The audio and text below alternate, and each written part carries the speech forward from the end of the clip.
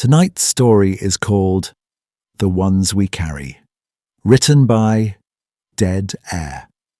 So turn the lights off, get comfortable, and enjoy the tape. There are certain things I can no longer tolerate.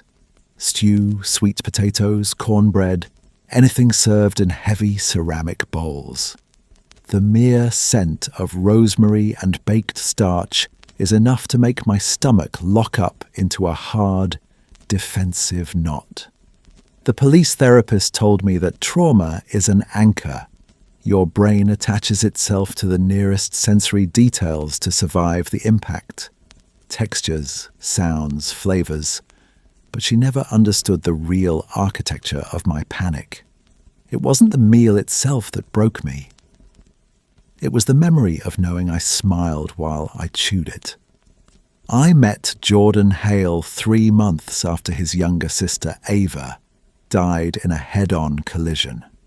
We had been inseparable since community college, back when Jordan was defined by a loud, reckless laugh, an atrocious singing voice, and pockets permanently stuffed with useless junk. Receipts, loose change, football cards, and cough drops. He used to nervously tap rhythms against the table whenever music played. After the funeral, that version of him simply evaporated. First, he stopped answering texts. Then he stopped showing up to his shift at the logistics firm. Finally, he stopped leaving his apartment altogether. When he finally called me at midnight begging me to come over, I found his place entirely hollowed out. The TV was gone, the lights were off, and the air was thick with stale cigarette smoke. Jordan was sitting flat on the kitchen floor, clutching one of Ava's old yellow sweaters against his chest, the one with the little sunflower patch stitched onto the sleeve. I sat beside him in the dark for nearly an hour before he whispered, "What happens when everybody finally stops saying somebody's name?" At the time, I thought he was just drunk and grieving. Now, I realize he was looking for a loophole. A few weeks later, Jordan looked alive for the first time in months. He told me he'd found a support group meeting in an old community center near the Mississippi state line, about 40 minutes outside Memphis. He described them simply as people helping people, calling themselves the ones we carry. The name sounded vaguely military to me, like a veterans association, but Jordan begged me to go with him on a Thursday night. I wanted to believe he was healing. I wish I had stayed home. The community center sat at the end of a long gravel road, swallowed by encroaching pine trees. Inside, the room smelled of cinnamon and old wood.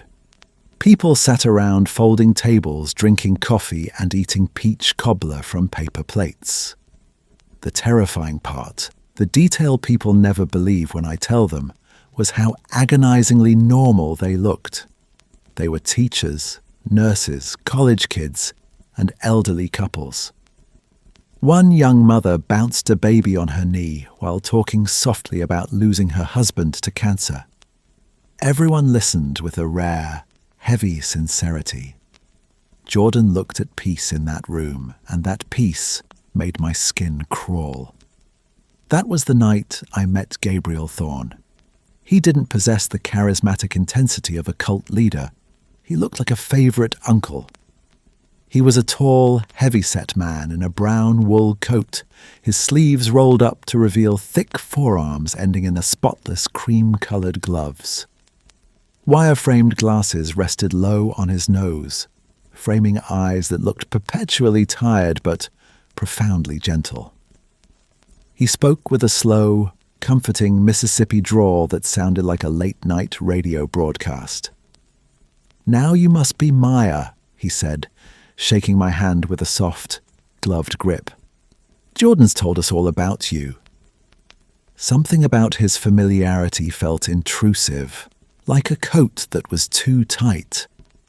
As people moved around us carrying plates, Gabriel looked toward the dining hall and murmured, "All these folks here, they come because the world teaches people to move on too quickly. But grief ain't something meant to be buried, darling. That's what our name means, the people we refuse to leave behind." At first it sounded beautiful, but the way he lingered on the words "leave behind" felt literal, structural, and wrong. Over the next month, the group seemed entirely benevolent. They paid utility bills for grieving widows and organized food drives. But I began to notice Gabriel's specific eccentricities. Everyone touched him, hugs, hands on his shoulders, desperate grips during prayer circles. But Gabriel never returned the contact. He would offer a warm smile, pat a shoulder with his cream-colored gloves for exactly a second, and then deliberately pull away. Once, an older woman kissed his cheek in gratitude, and for a fraction of a second, Gabriel's face didn't look uncomfortable. It looked utterly repulsed. Meanwhile, Jordan was changing. He started shaving again, returned to the gym, and even laughed at my jokes. But the recovery was too sudden, like someone had reached into his chest and flipped a switch. One night, while driving home, he turned to me with a blank expression and asked what Ava's favorite song had been. I laughed, thinking it was a test, but his eyes were hollow. "She used to play it constantly," he muttered, staring through the windshield. "I can hear parts of it, but I can't remember the rest." The stranger things escalated quickly. Jordan stopped letting me past his front door. He covered his apartment mirrors with heavy blankets. Once I heard multiple voices murmuring inside his apartment late at night. But when he opened the door, he was entirely alone. The breaking point came on a Friday dinner night. I noticed a young woman walking through the dining hall wearing Ava's yellow sunflower sweater. Jordan had once nearly punched a guy for spilling beer near that sweater. Now, he just shrugged when I pointed it out. "Who cares?" he said with a rehearsed, placid smile. "Ava ain't using it anymore." Later that evening, Gabriel asked me to help him set the tables. In the kitchen, beneath the rolling steam of giant metal pots smelling of rosemary and lard, he asked meticulous questions about my life, my job, my mother, how Jordan and I met. Then, casually arranging the silver forks, he smiled. "You remind me of one of my wives. Had 4 over the years." "One of?" I asked, forced to chuckle. "We don't talk about her much anymore," he replied, his voice dropping into a freezing cadence without his smile wavering an inch. "You favor her something awful, though." I left early that night. Jordan was furious, and it was the first real fight we'd had in years. 3 days later, his phone went dead. When I drove to his apartment, I found movers loading a truck. The landlord told me Jordan had broken his lease to move in with family. I found him the following weekend back at the community center, hauling folding chairs. When I confronted him, he snapped with a venom I hadn't seen since his sister's death. "They are my family, Maya, because they actually care." It didn't sound like anger. It sounded programmed. Behind him, Gabriel stood in the doorway, his cream-colored gloves folded neatly over his stomach, watching us with the serene patience of a spider waiting for a vibrations on a web. Guilt is a powerful toxin. After a week of silence, I convinced myself I was the one being judgmental, that I was ruining his recovery. So, on Thursday night, I drove back to the center to apologize. The parking lot was overflowing, and music drifted through the pines. Gabriel opened the door before I could knock. "You'll see him soon, darling," he smiled, his gloved hand resting on the frame. "Come eat." The dining hall was beautiful. Candlelight, flowers, and soft jazz playing from an old cassette deck. Everyone sat around a massive oak table, smiling in unison. Gabriel took his place at the head of the table. That was when I saw it. Jordan's silver championship football ring, the one he vowed never to take off, was sitting on Gabriel's finger. Gabriel noticed my eyes freeze on it. He deliberately turned the dark blue stone beneath the candlelight so I could see it clearly, then personally set a ceramic bowl of thick, dark stew in front of me. He rested a hand on my shoulder. "Tonight's important," he whispered. "Tonight we remember." No one else touched their forks. Hundreds of eyes locked onto me, waiting. Embarrassed and sweating under the pressure, I took a large bite. The moment I swallowed, the rest of the room began to eat, their smiles returning. The stew was heavy, rich, and distinctly sweet. Halfway through my second spoonful, something hard cracked violently between my molars. A sharp pain shot up into my jaw. I reached into my mouth and pulled out a bloody, multi-rooted human tooth. The room went dead silent. Forks stopped mid-air. Nobody looked shocked. They just watched me with that identical, placid empathy. I bolted into the kitchen, throwing my weight against the sink as I vomited violently. Gasping for air, my eyes tracked to the counter. There, sitting beside several heavy black trash bags, were Jordan's boots, his leather jacket, and Ava's yellow sweater, freshly stained with dark, wet blood. Footsteps clicked against the linoleum. Gabriel entered, entirely calm. "Jordan wanted to stay with us, darling." I backed away until my spine hit the industrial refrigerator. Gabriel stepped into the light and slowly pulled off his left cream-colored glove.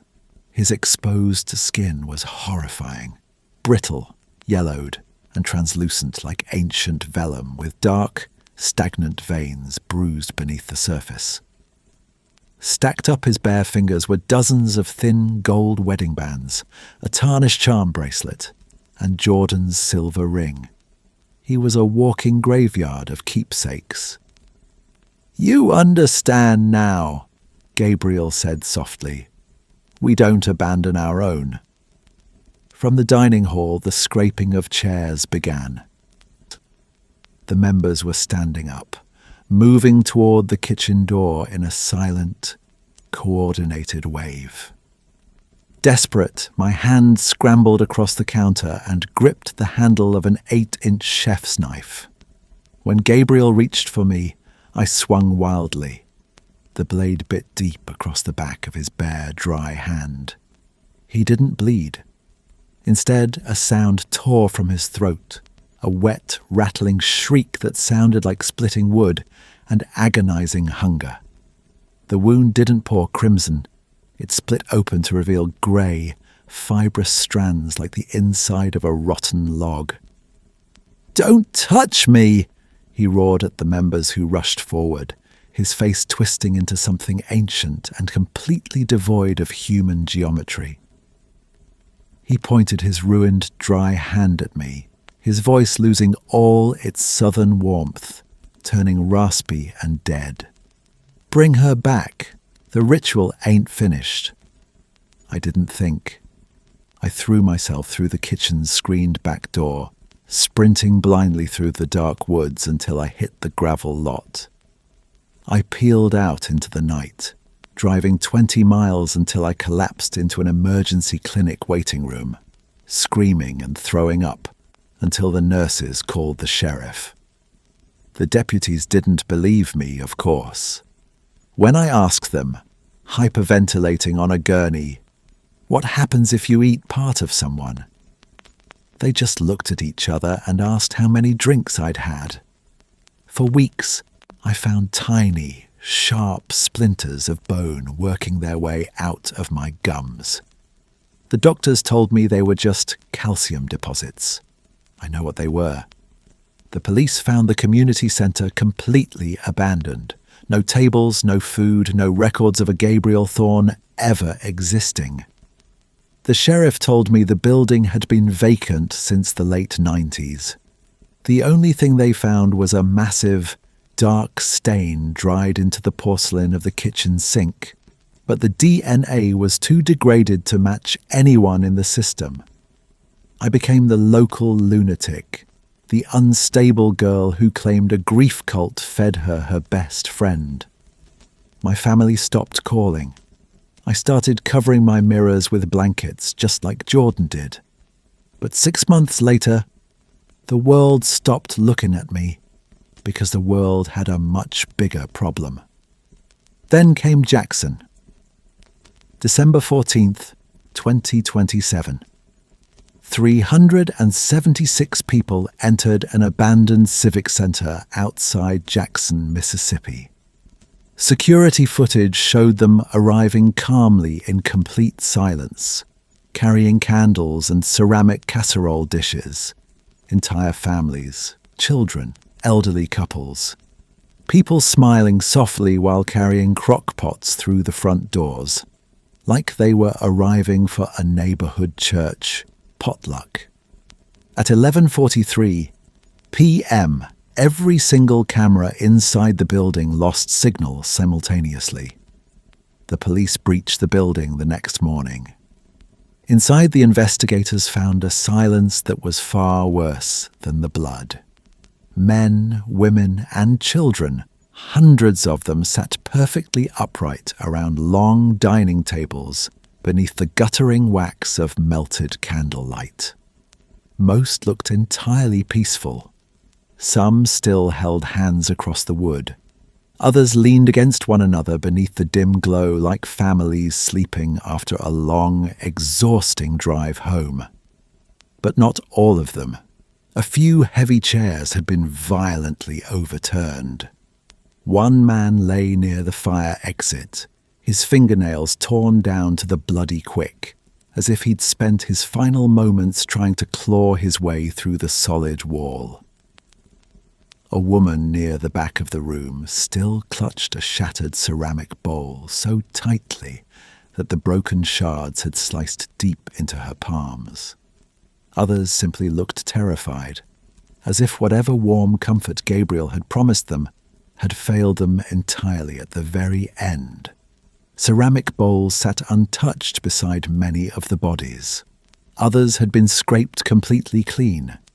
And at the very head of the central dining hall, right where Gabriel Thorne used to sit, the police found a single, unmarked VHS tape resting beside an empty chair. There was no sign of Gabriel anywhere in the building. No fingerprints, no stray DNA. Nothing. Most of the tape was degraded far beyond repair, filled with rhythmic static, warped audio, and heavily flickering imagery. Except for the final 30 seconds. Suddenly, the screen cleared. Gabriel Thorne sat entirely alone at a massive, empty dinner table, staring directly into the camera lens. He wore his clean, cream-colored gloves, a soft smile, and spoke with that same slow southern drawl. Behind him stretched hundreds of empty chairs.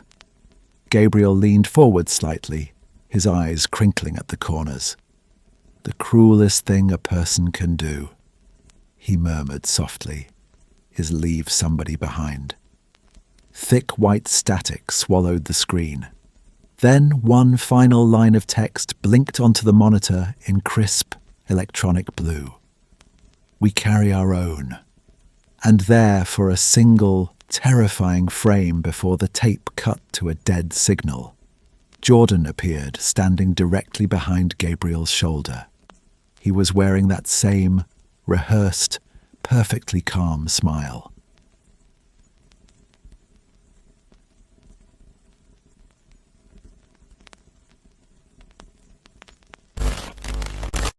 hope you guys enjoyed another dark story from Dead Air. But before you disappear into the dark, we have a question for you. Do you think secrets ever truly stay buried? Maybe it was something from your childhood, a truth someone tried to hide, a memory you thought you left behind. Or maybe there's something you never told anyone, because deep down, you knew it was only a matter of time before it came back. They say every secret has a way of finding the light, a forgotten letter, an old photograph, a name you haven't heard in years, a place you swore you'd never return to. Tell us your story down in the comments, because sometimes the things we bury aren't gone. They're just waiting for the right moment, waiting for someone to remember. And sometimes the past doesn't come back to be forgiven. It comes back to be heard. Who knows? Your experience might inspire a future tape here on VHS After Midnight. And be sure to join us next time for another story. Until next time, be careful what you leave behind, because some secrets never stop looking for a way home.